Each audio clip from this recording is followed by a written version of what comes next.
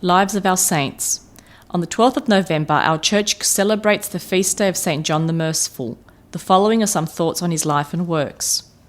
John was born on the island of Cyprus in the year 555, the son of Epiphanios and Cosmia, a devout Christian couple of considerable means who saw to their own child's every need.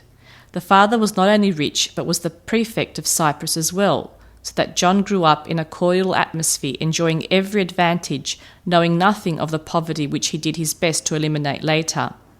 He was married and thereafter placed in charge of the family enterprises, a duty he pursued with none of the zeal he found in actively participating in church affairs.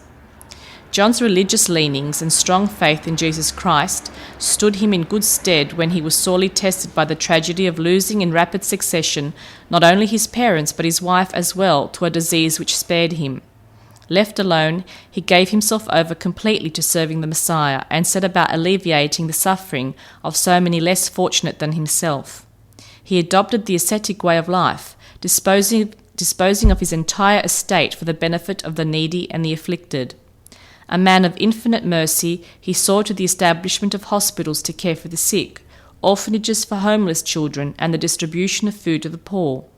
His largesse knew no bounds, and his philanthropy was made known in every corner of the empire. Emperor Heraclius was so impressed by John's kindness that he offered the influence of his office in a sponsorship of John's ever-increasing benevolence. Soon John was a familiar figure and welcome guest of the royal house at Constantinople. It was at the insistence of the emperor that John agreed to serve as Patriarch of Alexandria, a city which received him with wild acclaim and which sorely needed a spiritual leader who could cope with the many problems that beset that Christian community.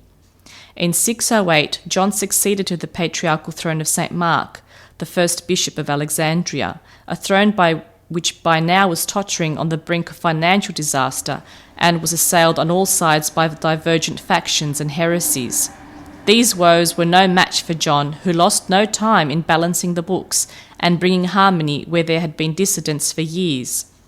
In a few short years, John had a spiritually and financially healthy community which rallied to the side of any stricken community, of which there were many in the surrounding area. When a famine set in on the remote British Isles, John managed to fill a ship with food and supplies and boarded the vessel himself to see to the proper distribution once it reached its destination.